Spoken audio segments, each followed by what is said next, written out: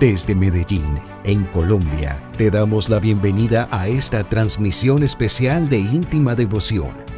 Somos una iglesia que cree, obedece, vive y proclama los efectos transformadores del Evangelio del Señor Jesús.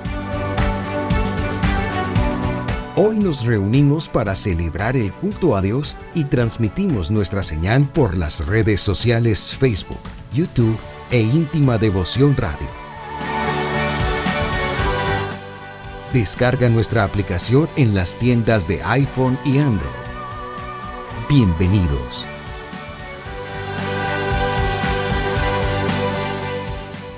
...2023... año de creerle al Señor Jesús.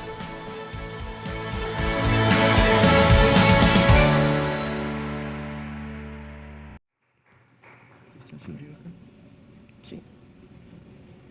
Mírame.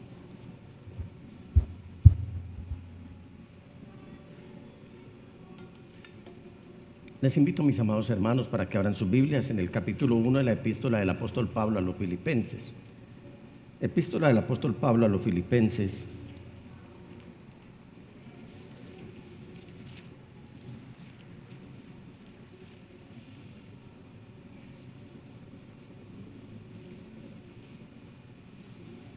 Vamos a leer los primeros 11 versículos del capítulo 1. Capítulo 1 de la epístola del apóstol Pablo a los Filipenses. Leemos los primeros 11 versículos. Si por alguna razón usted no ha traído su Biblia, se puede apoyar en las pantallas para seguir la lectura. Lo importante es que ninguno deje de seguir la lectura.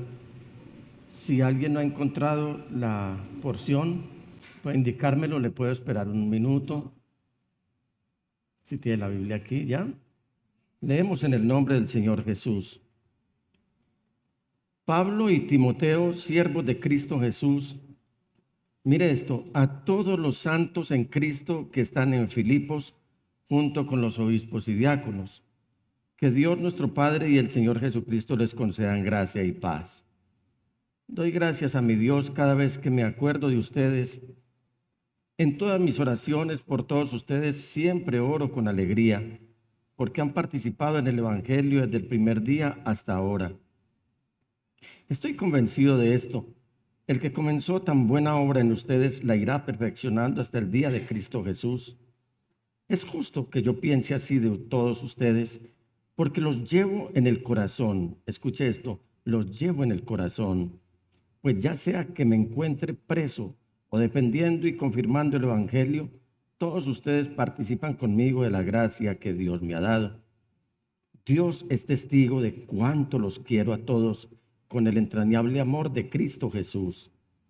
Esto es lo que pido en oración, que el amor de ustedes abunde cada vez más en conocimiento y en buen juicio, para que disciernan lo que es mejor y sean puros e irreprochables para el día de Cristo, llenos del fruto de justicia que se produce por medio de Jesucristo para gloria y alabanza de Dios.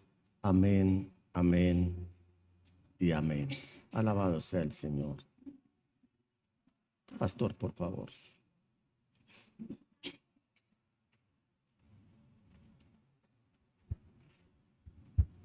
Padre, gracias. Nos hemos reunido para adorarte. Y lo hemos hecho, te hemos alabado también. Y nos hemos presentado como una ofrenda viva delante de ti. Pero esto es poco con respecto a lo que tú has hecho. Tú en humildad te hiciste siervo y te hiciste obediente hasta la muerte y muerte de cruz. Y precisamente en esta carta a los Filipenses se nos habla de esa humildad, de ese servicio, de esa obediencia. Hoy nos vas a hablar y nosotros con mansedumbre y sensatez nos acercamos para escucharte. Y aunque este es un tiempo de gratitud por la palabra que ya está preparada, permítenos pedirte, Señor, danos un corazón humilde para recibir tu palabra. Yo te pido que le des a la iglesia un corazón limpio para que además de recibirla la atesoren. Y te ruego, Señor, que les des un corazón inteligente para que además de recibirla y atesorarla, la vivan. Gracias por el pastor que ha dispuesto, Señor, su vida para escucharte y transmitir tu mensaje a nosotros. Gracias por este día. Gracias por el nombre de Jesús y su sangre derramada. Gracias por tu Espíritu en medio de nosotros. Oramos a ti, Padre, en el precioso nombre de Jesús el Señor y en el poder de tu Espíritu Santo. Amén, amén, Amén y amén. y amén. Gracias, pastor. Gracias, hermanos. Pueden tomar asiento.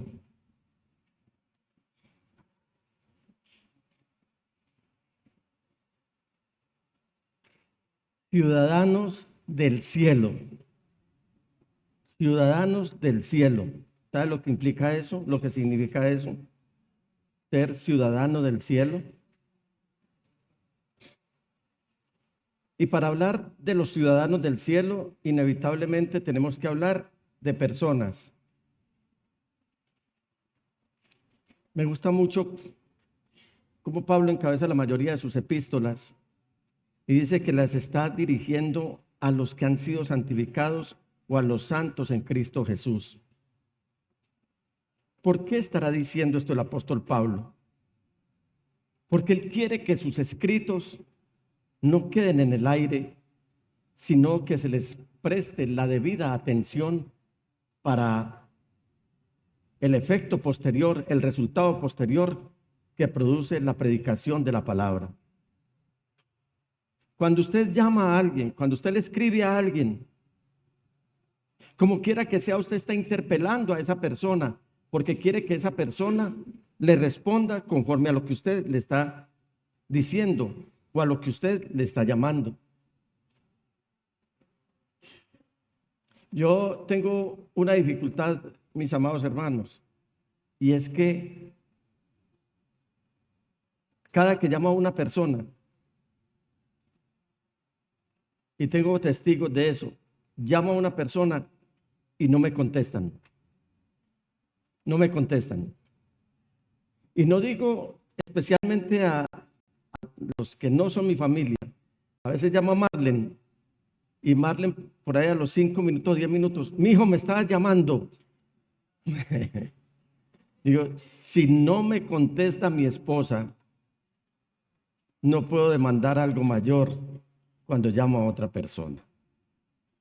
Y Pablo está haciendo este llamado, está escribiendo precisamente, como les acabo de decir, para que se produzca un resultado, para que sus cartas sean leídas, para que sus cartas sean escuchadas, para que sus cartas produzcan un efecto.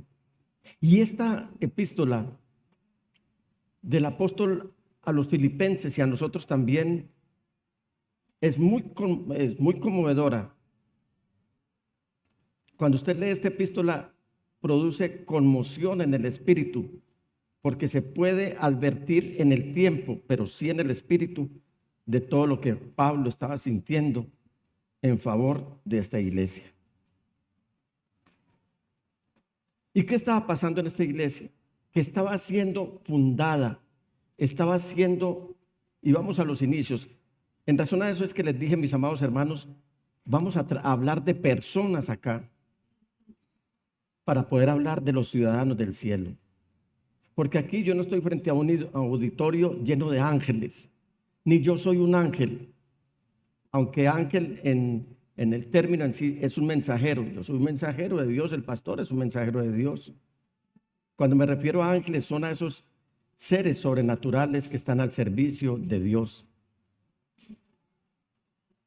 Estoy hablando con personas que les duele, que sienten, que padecen dificultades, que tienen miedos, que tienen aspiraciones, bueno, que tienen una multitud de cosas que se les pasan por su cabeza y algunos la llaman sueños que realizar.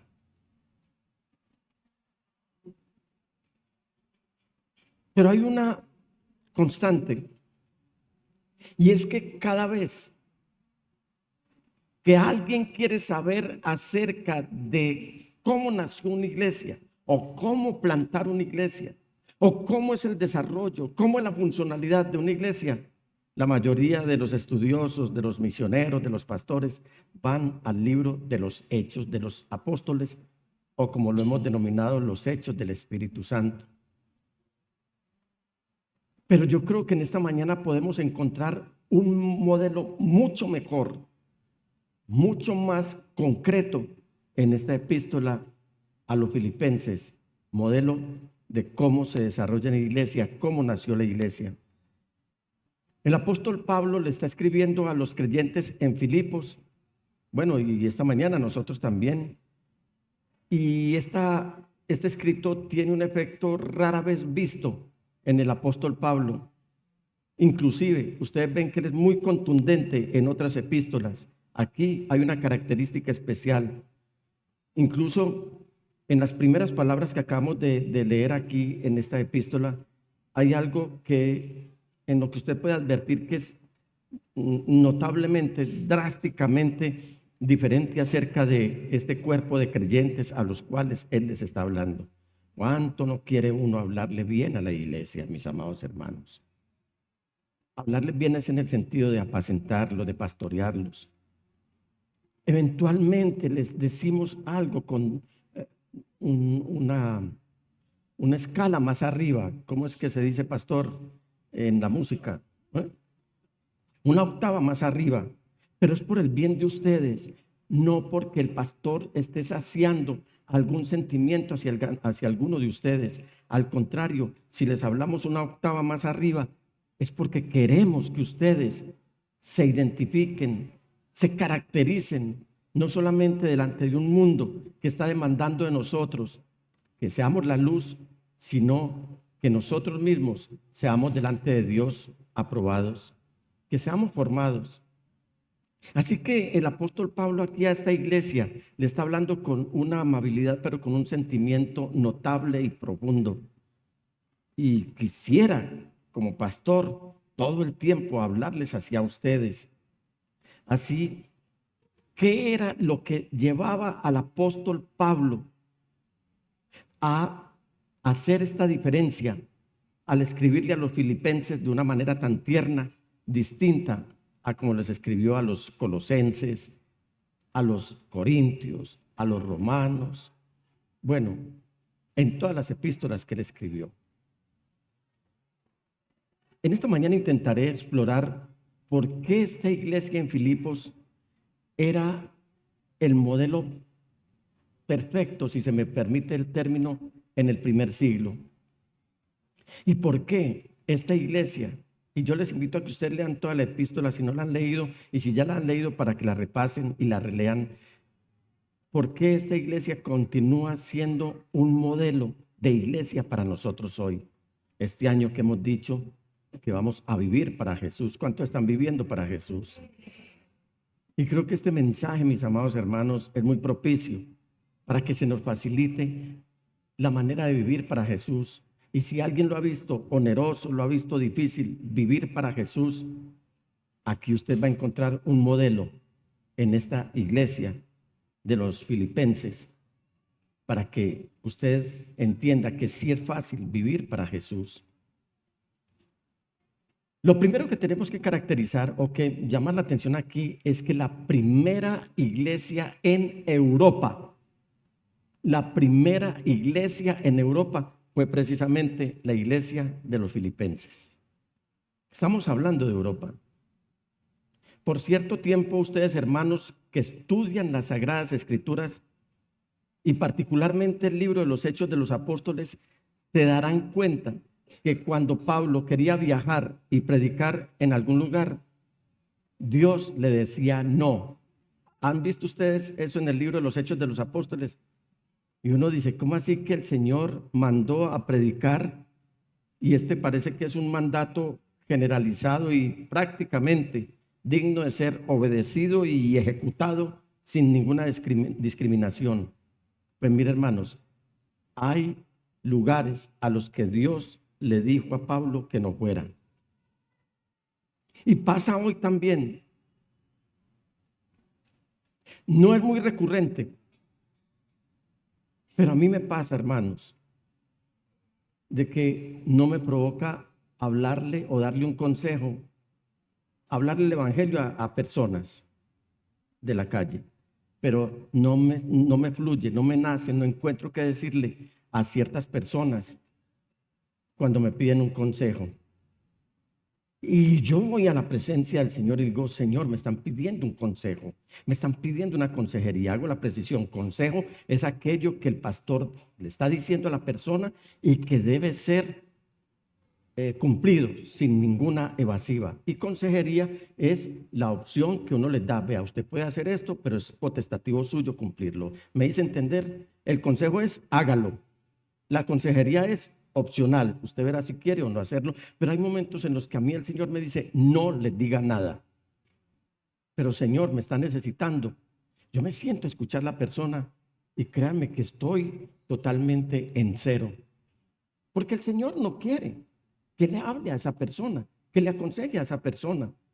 Igual pasó con pueblos, pasó de una manera mucho más colectiva.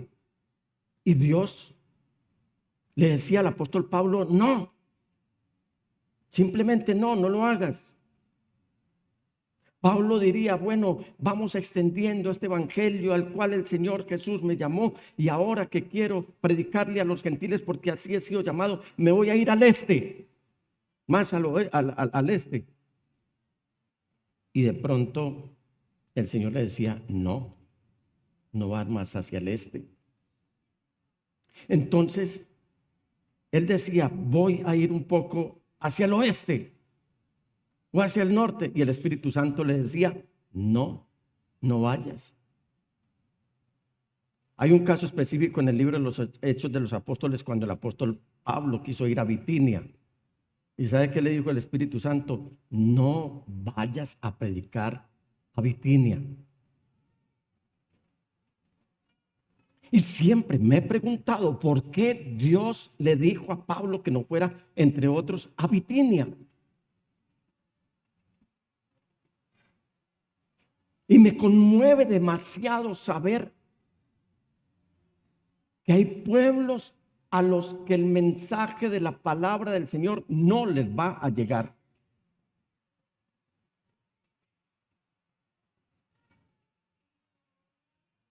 No sé si eso sea una maldición, porque el pueblo que no merece oír la palabra del Señor está maldito, porque está exento, está excluido de la salvación, no es atraído a los atrios del Señor.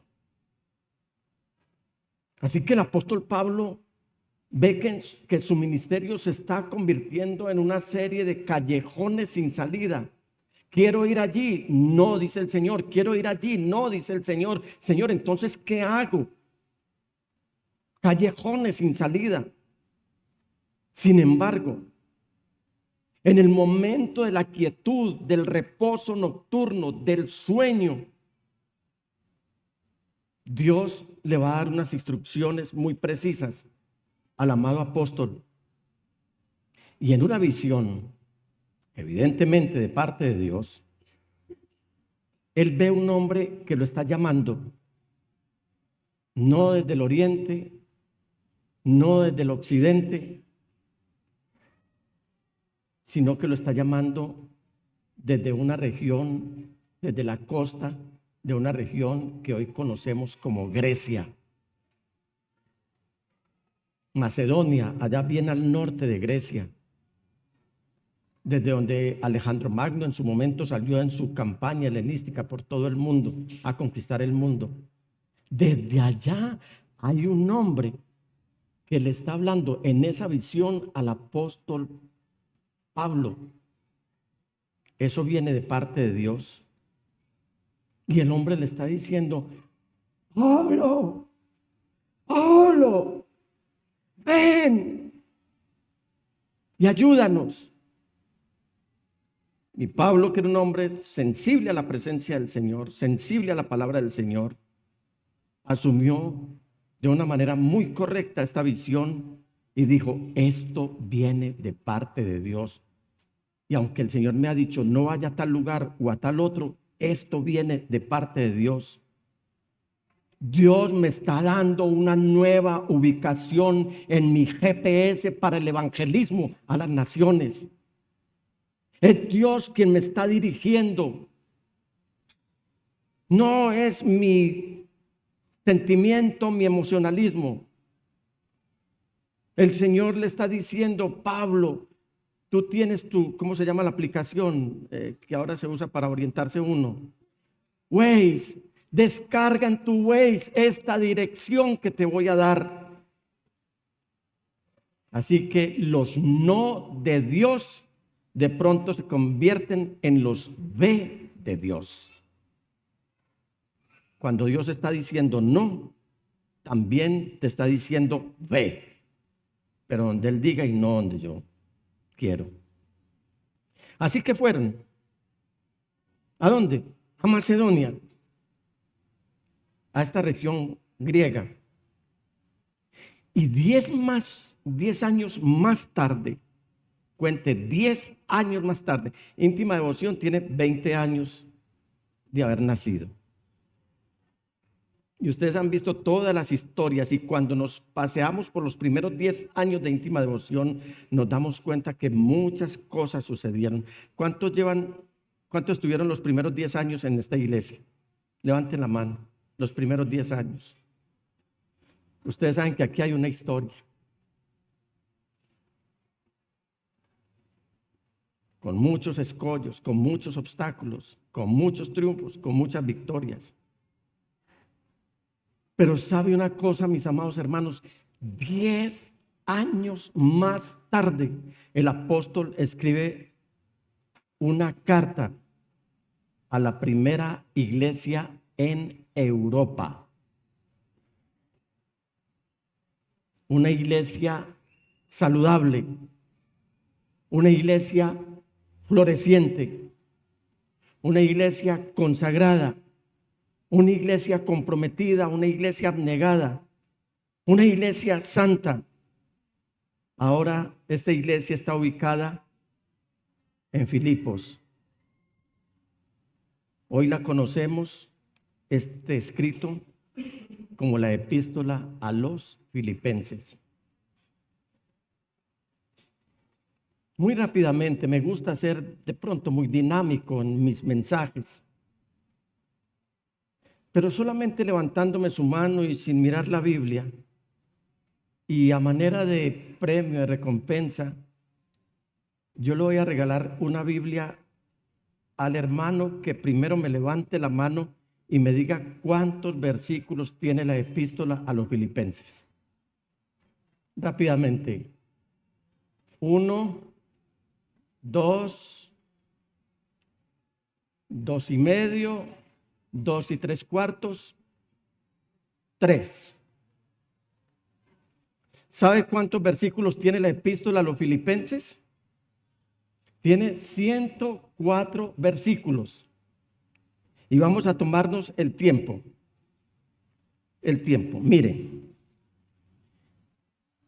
Súmenlos, por favor. El primer capítulo tiene 30 versículos. El segundo capítulo tiene otros 30 versículos. ¿Cuántos llevamos ahí? 60, ¿cierto? El tercer capítulo tiene 21 versículos. ¿Cuántos tenemos ahí? 81. Y el cuarto capítulo tiene 23 versículos. ¿Cuántos son? 104 versículos. Y es una carta que seguramente es más breve que cualquier noticia de estas que se están produciendo en este momento en Colombia o en el mundo. Que cualquier columna del mejor escritor, columna periodística. Si leemos esta carta de manera moderada, no a las carreras, no haciendo una competencia, ¿sabe cuánto se demora usted leyendo esta carta de una manera moderada, tranquila y reposada y con atención? Se demora 15 minutos en leer estos 104 versículos. Amados hermanos, en esta mañana les estoy hablando con mi corazón en la mano.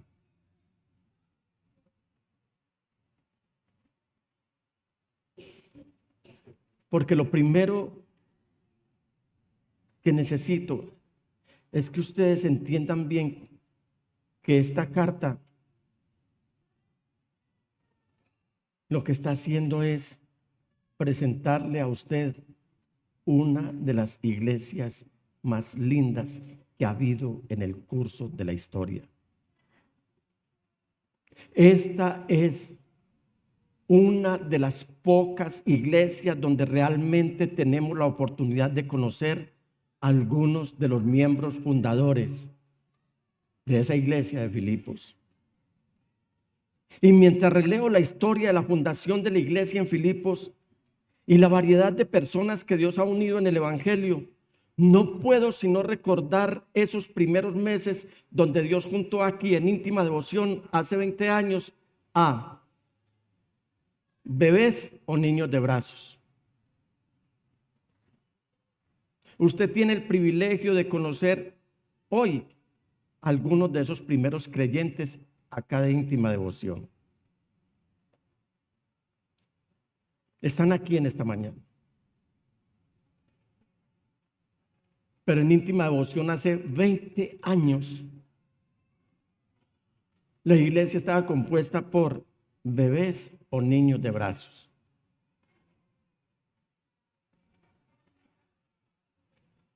Por madres cabeza de hogar. Por jóvenes. Por adolescentes. Por deportistas. Por desempleados, por trabajadores independientes, por emprendedores, por empleadores, por profesionales de la salud, profesionales en derecho, profesionales en contaduría, docentes, etcétera, estudiantes de colegio, estudiantes de universidad, amas de casa.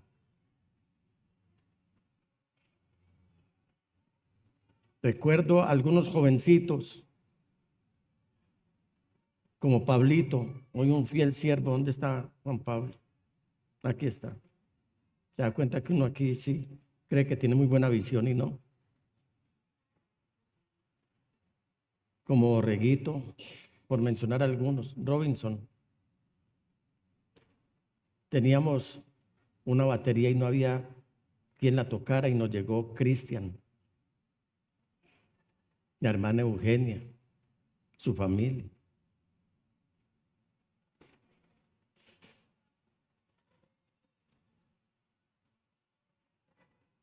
Pero me voy a salir en este momento de acá de íntima devoción.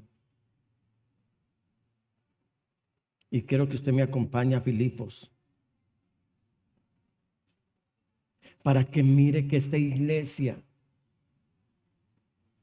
se va a convertir en una iglesia modelo tal como hemos querido que sea íntima devoción. Una iglesia modelo por varias razones que vamos a descubrir juntos y que no es de sorprendernos porque ellos se convertirán en una de las iglesias favoritas del apóstol Pablo en los siguientes años.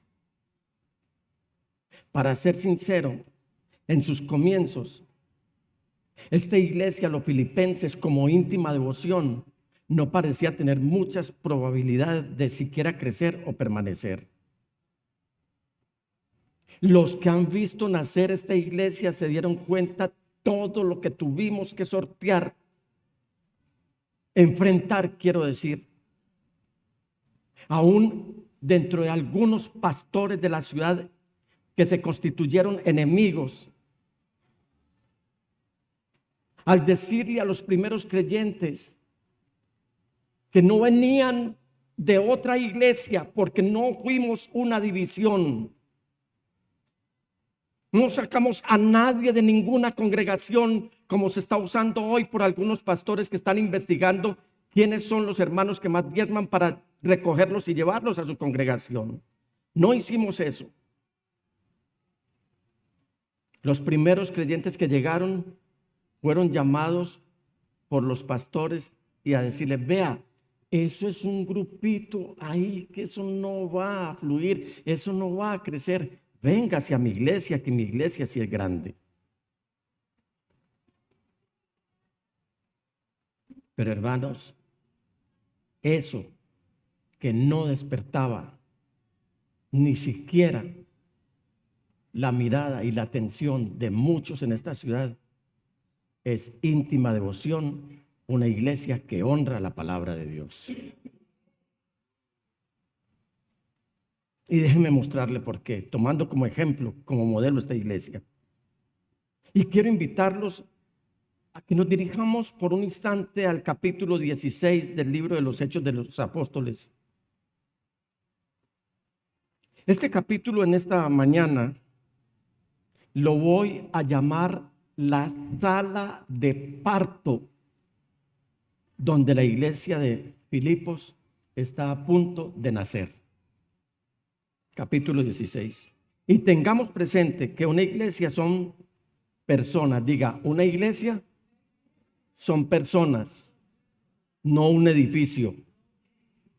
Si la iglesia tiene un edificio sencillo como el que nosotros tenemos, que ni siquiera propio es,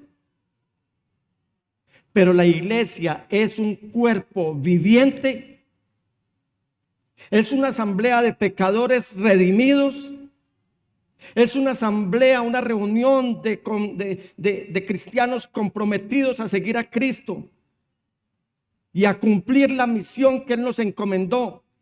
Esa es una iglesia.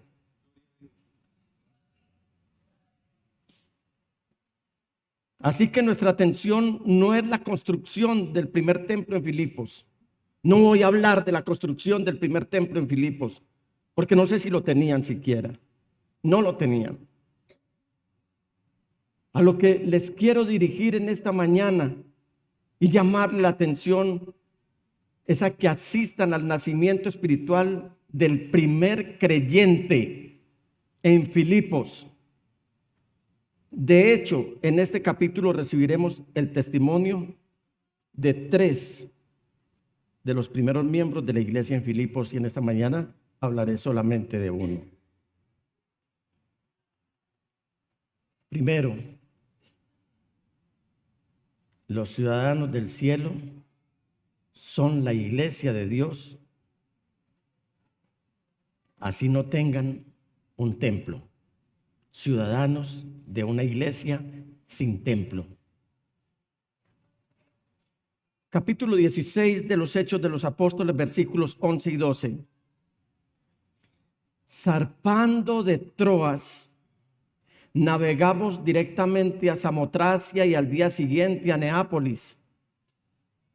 De allí fuimos a Filipos, que es una colonia romana y la ciudad principal de ese distrito de Macedonia.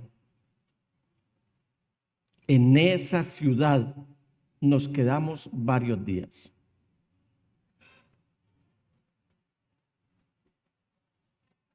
Aquí el apóstol Pablo se está topando con un problema, porque la estrategia distintiva de Pablo cuando entraba a un pueblo era primero ir a la sinagoga, porque él era un judío, y mirar a ver a qué judíos podía ganar para Cristo Jesús. Él tenía derecho a predicar en la sinagoga por ser un rabino. Entonces él va a ir a Filipos a buscar la sinagoga a ver si encuentra a alguien, especialmente a los hombres, para predicarles. Mire lo que pasó en Iconio. Vamos un momento al capítulo 14, versículo 1 de Hechos, pero no abandonemos el capítulo 16. En Iconio, Pablo y Bernabé entraron como de costumbre en la sinagoga judía y hablaron de tal manera que creyó una multitud de judíos y de los que no son judíos. ¿Cuál es el problema con el que Pablo se está encontrando aquí? Pablo y los que lo acompañaban. Es que no había ni una sola sinagoga en Filipos. Y eso es sumamente llamativo y es muy significativo, que no hubiese una sinagoga en Filipos.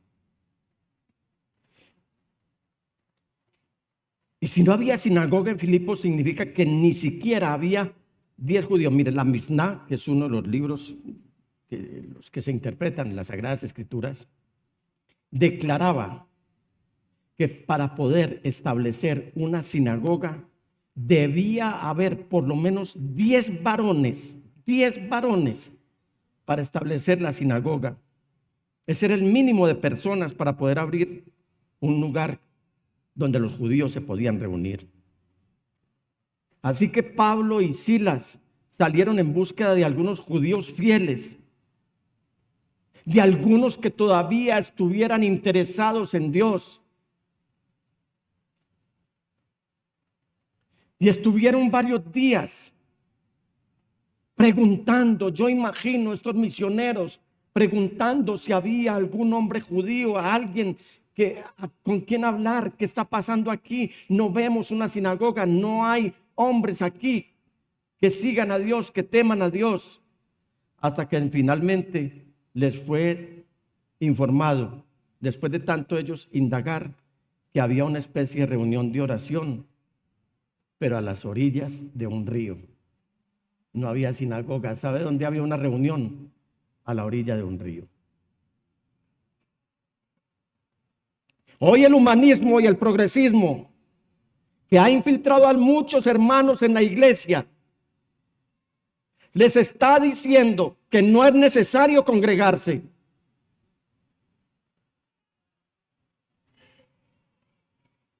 Otros han dejado de congregarse. Y por eso este punto lo llamé ciudadanos sin un templo. Y otros están diciendo, ahí tengo la virtualidad, ahí tengo la comunicación. Puedo quedarme en casa limpiándome las lagañas todavía en cama.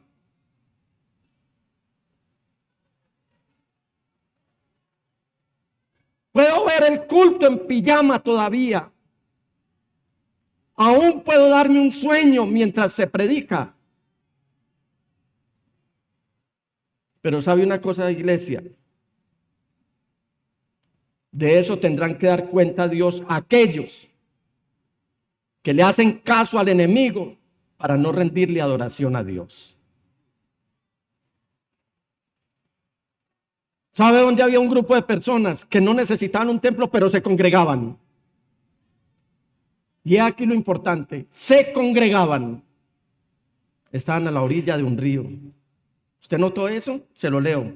El sábado salimos a las afueras de la ciudad y fuimos por la orilla del río, donde esperábamos encontrar un lugar de oración. No había sinagoga.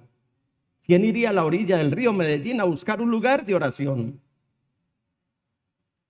No había un solo hombre judío que estuviera comprometido, que estuviera involucrado, que temiera a Dios. Y hablo con los caballeros. Alguien que estuviera dispuesto a rendirle culto a Dios al aire libre. Y a mí me lleva a pensar esto, es que no había ningún marido que quería que esta actividad, el desarrollo del culto, se hiciera dentro de su hogar, y mucho menos el fin de semana. Pastores, que es el domingo, hermanos, y es el día en el que yo puedo descansar y tener mi placer onírico, o sea, darle rienda suelta a mis sueños. Mis amados hermanos, nosotros no celebramos culto los viernes, porque para ese momento Jesús estaba muerto. El sábado tampoco. Nos celebramos el culto, que es el primer día de la semana, porque es cuando Jesús resucitó.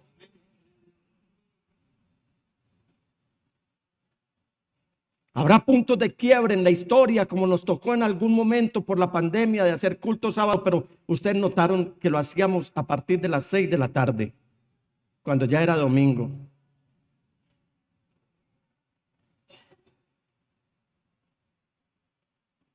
Pero me extraña que haya hombres pusilánimes y poquiticos y faltos de calzones, perdónenme la expresión, que creen que seguir a Cristo y que postrarse en adoración, que arrodillarse delante de aquel que los creó, les quita hombría. Están muy equivocados y eso estaba pasando en Filipos. Solo que había un grupo de mujeres, un selecto grupo de mujeres que sí tenían un interés espiritual. Así que aquí tenemos a este grupo y por eso estoy conmovido, mis amados hermanos, porque era un grupo de estudio bíblico. No estaban analizando la situación de Grecia. No estaban hablando de lo que está pasando con el gobierno. No se estaban reuniendo para aconsejarse cómo dejar al marido o cómo destruir el hogar. ¿Sabe qué estaban haciendo? Estaban en un estudio bíblico femenino, refiriéndose a la palabra del Señor. ¿Y sabe dónde estaban? Reuniéndose a la orilla del río. Estas mujeres seguramente estarán estudiando el libro de Éxodo, o el libro de Génesis, o el libro de Levítico, o el libro de Números, o el libro de Deuteronomio, o el libro de Josué, aún hasta el libro de Malaquías, que era lo que se conocía para ese momento como las Escrituras. Quién sabe si estarían estudiando a Oseas, a Amós, a Nahum, a Daniel, algunos de los profetas. Y mientras estaban estudiando las Escrituras, no estaban perdiendo el tiempo preguntando o haciendo preguntas de esas socarronas y un poco sarcásticas que hacen algunos para ver si lo corchan a uno, si uno sabe Biblia o no. A ellas les estaban surgiendo más preguntas que respuestas. En esta escena va a llegar un ex fariseo, va a llegar un sabio, va a llegar un erudito, va a llegar un profesor, un maestro de la ley llamado Pablo, que seguramente les preguntó: mujeres, ¿les molestaría si me siento aquí con ustedes y les comparto lo que sigue después del libro de Malaquías? Las buenas nuevas de salvación, el evangelio de Dios. Porque Dios nos bendice con sus preceptos y con sus mandamientos, pero nos enriquece con la buena noticia del evangelio, a través de la cual conocemos al Salvador y por ende la salvación, y nos da la seguridad de la vida eterna. Alabado sea el Señor. Alabado sea el Señor.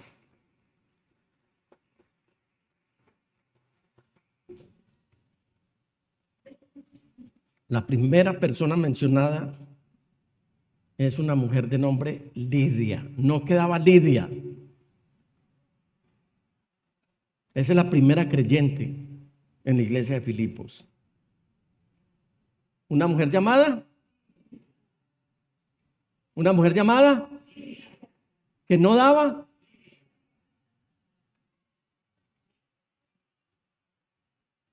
Capítulo 16, versículo 14. Una de ellas, de las que están a la orilla del río, que se llamaba Lidia, diga Lidia, ¿sabe qué hacía? Adoraba a Dios. Era de la ciudad de Tiatira y vendía telas de púrpura. Esto lo está diciendo la palabra. Esto lo escribe Lucas. Mientras ¿escuchaba qué? La palabra. el Señor le abrió el corazón para que respondiera al mensaje de Pablo. Si usted tiene problemas para escuchar el mensaje que su pastor le está predicando, ya sea en el discipulado, en la iglesia, le hace falta hacerle una petición al Señor y decirle: Señor, ábreme mi corazón para escuchar las maravillas de tu ley. Alabado sea el Señor. En otras palabras, Lidia es una mujer asiática, es decir, no del Oriente Lejano, sino de lo que conocemos como Asia Menor o Asia del Medio, para distinguirla del Asia Oriental. Es una mujer, por lo tanto, turca, porque eso es, Asia Menor es todo lo que es hoy Turquía. Y Turquía pertenece a la Comunidad Económica Europea, por lo tanto es una mujer europea. Ella está interesada, ¿saben quién? En el Dios de Israel.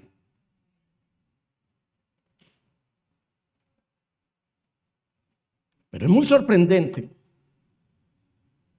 que esta mujer esté interesada en el Dios de Israel, dado su estatus social y económico. Y Lucas, buen escritor, buen sistematizador, buen computarizador de la información, escribe que ella tenía un permiso, tenía visa de trabajo para vender ciertos productos tejidos a base de púrpura. ¿Qué era la tela de púrpura? La tela de púrpura era el tipo de tela más codiciado. Usted no ha visto que uno quiere comprar ropa no tanto por la marca, sino por fina. Mis zapatos que tengo ahora puestos los compré hace 7 años.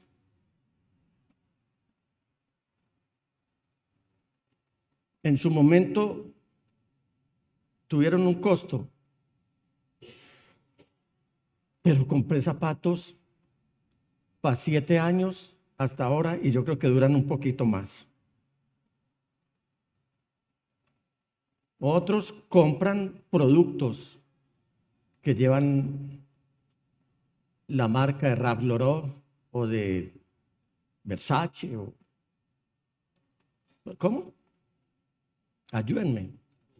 Lacoste, bueno, etcétera. Pero la tela que vendía Lidia era la tela más codiciada en todo el Imperio Romano. Les doy este dato. Para producir solo 1 gramo de tintura púrpura se necesitaban 8,000 mariscos. 8,000 mariscos se necesitaban para producir 1 gramo de esta tintura púrpura. ¿Quiénes se vestían con tela de púrpura? El emperador. Emperador romano. Cada senador romano por lo menos llevaba una prenda exterior blanca, no toda de púrpura, sino adornada con púrpura porque era muy costosa si era toda de púrpura. Algunos ciudadanos se vestían con prendas solamente salpicadas de púrpura para alardear, para lucir, para decir: soy rico. Porque el que llevara una vestidura así fuera salpicada con púrpura tenía estatus económico y llamaba la atención. ¿Y sabe quién era la dueña de esa empresa? Lidia. Era la dueña de su propia cadena de productos de púrpura. Y lo hacía a lo largo de la ruta principal que conduce a Roma, palabras más, palabras menos. Lidia está vendiendo la tela más cara del planeta.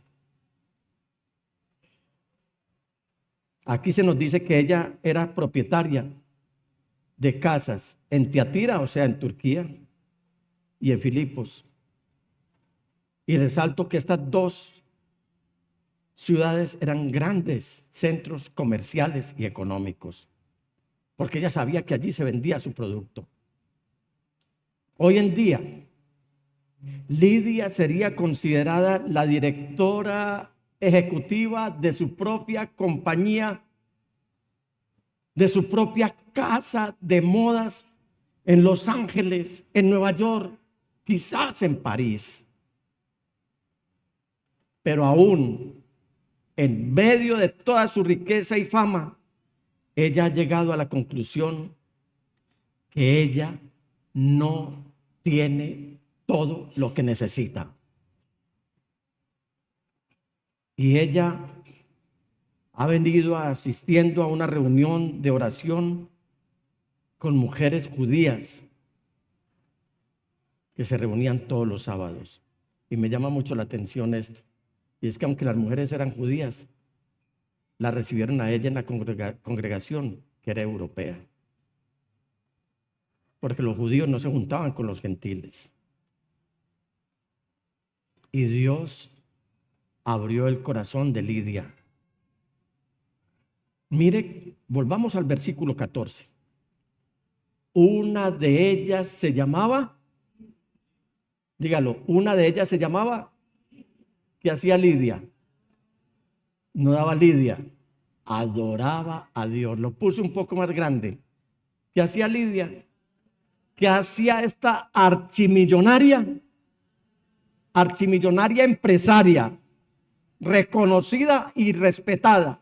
¿Sabe qué hacía? Adoraba a Dios. Esta es otra forma de decir que Dios la salvó, porque si estaba adorando a Dios, sabía que Dios la había salvado. Ella creyó en el evangelio que Pablo le está predicando, y algún tiempo más tarde, no de inmediato, se nota evidentemente de que aún sus empleados, porque ella tenía empleados, ella tenía sirvientes, y también vemos algunos miembros de su familia involucrados en este plan de salvación. Mira el versículo 15. Cuando fue bautizada con su familia. ¿Aló? ¿Aló? A veces creemos que nos bautizamos nosotros solos y que nuestra familia no merece la salvación. Nos da pena irles a hablar. Lidia tenía a su gente comprometida y era tan lindo el testimonio que mire lo que pasó. Cuando fue bautizada con su familia, nos hizo la siguiente invitación. Si ustedes me consideran creyente en el Señor, qué lindo esto, vengan a hospedarse en mi casa. Y Pablo dice, y nos persuadió. O sea que estos misioneros que no tenían un templo, que no tenían un hospedaje, que no tenían un hotel, que no tenían absolutamente nada donde quedarse, ahora se van a quedar en la casa de la mujer que para ese momento era la más rica de la historia. ¿A usted no les parece muy maravilloso poder encontrar una persona que ahora está usando y uniendo sus posesiones con lo que Dios puede hacer con ellas? Hermanos amados, en íntima devoción,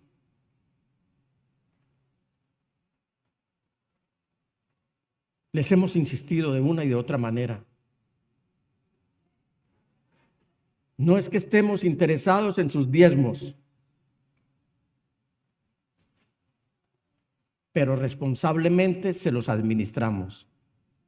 Y se los administramos para aquellos que creen que están sosteniendo a los pastores. Yo les digo, y si les hemos sembrado a ustedes lo espiritual, será mucho pedirle lo material. Aquí se sostiene la obra, se sostiene este templo. Pero aún así no quiero darle realce a esto. ¿Sabe qué quiero despertarle a usted?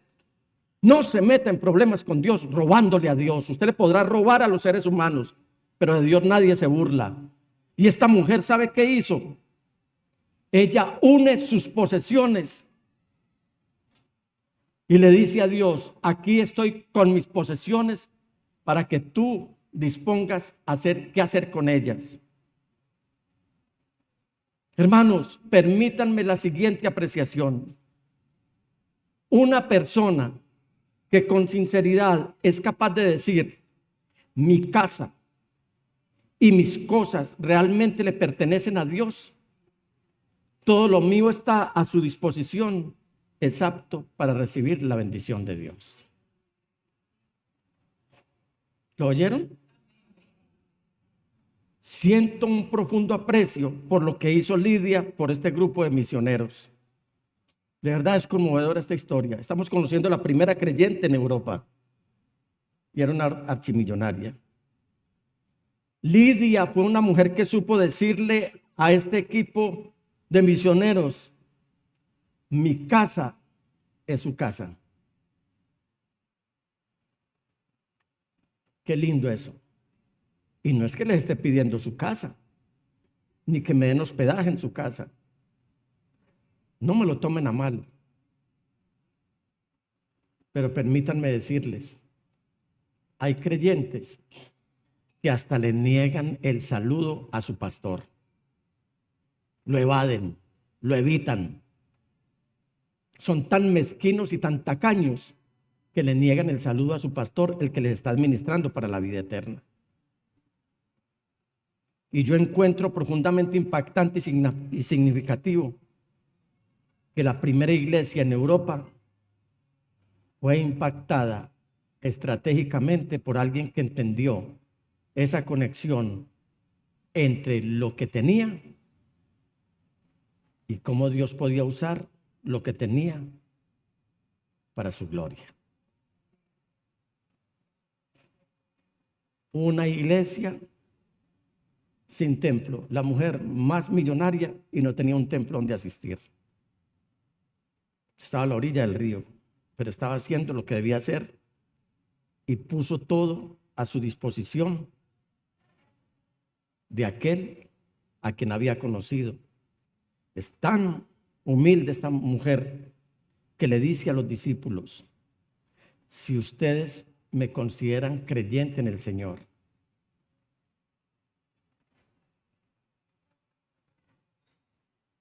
o sea que uno no puede hospedarse en cualquier parte,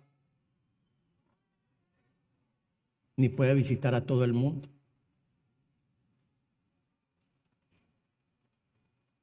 Yo cuando percibo, y perdónenme esto hermanos, cuando percibo que un hermano está tacaño y que me invita a su casa, trato de no visitarlo.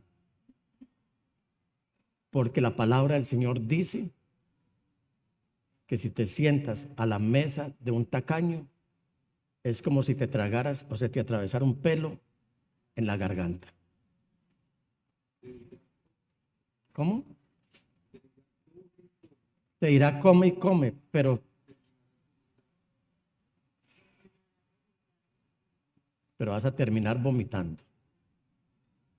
¿Sabe qué hizo Lidia? Si ustedes me consideran creyente en el Señor, vengan a hospedarse en mi casa, y nos persuadió.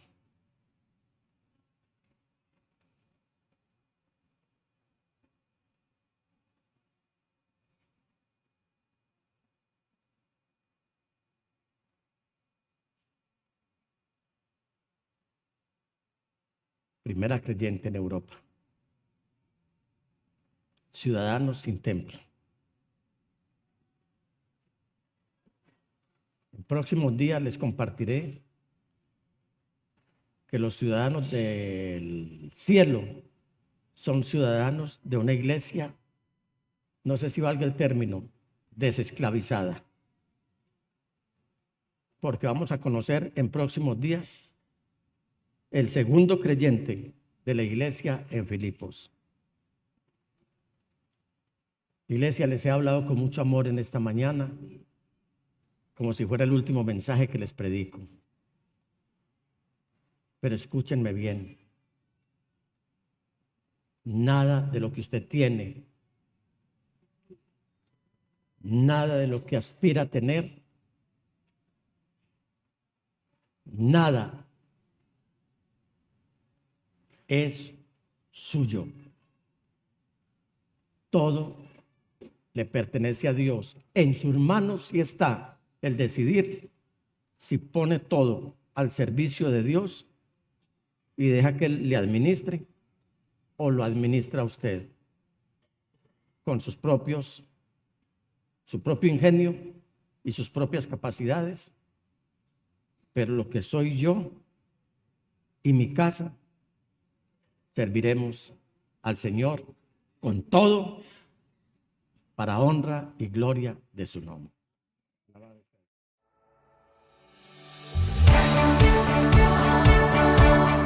Desde Medellín, en Colombia, te agradecemos por estar en sintonía de esta transmisión especial de íntima devoción.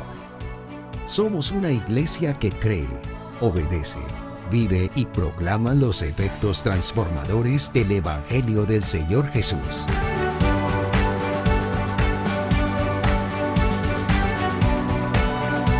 Hoy nos reunimos para celebrar el culto a Dios y transmitimos nuestra señal por las redes sociales Facebook, YouTube e Íntima Devoción Radio.